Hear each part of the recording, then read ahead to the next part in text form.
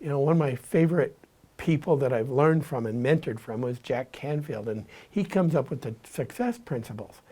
And I've studied them for the last 20, 30 years. He's got this program called Train the Trainer, and I'm a certified trainer for that, but it's like kids need to learn these things. And I was able to incorporate a lot of the things I learned from him when I was raising my kids. And in my life, I started living my life, my kids started picking up on some of the things that I started learning from them. One of them was, the first one is E plus R equals O. I love this one. The events that happen in your life that you can't do anything about, plus the response to those events, determines the outcome. Every time I'm around one of my grandchildren and something happens, an event or something we can't do anything about, I look for opportunities to react, not in anger or being upset, but it's like, oh, you know what? Something good's going to come out of this.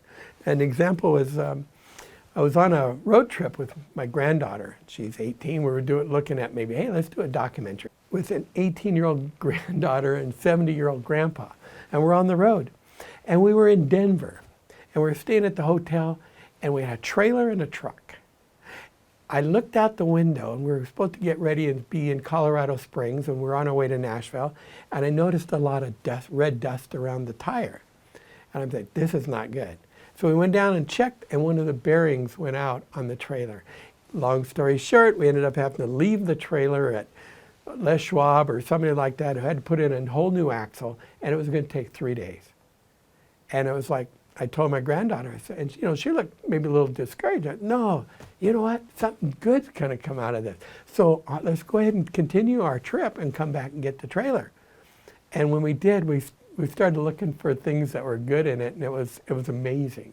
You know, a couple more interviews, and we got to do things that we would never have been able to do if we hadn't have lost the trailer. And she keeps bringing that back, and it's like, that's a good thing to pass on.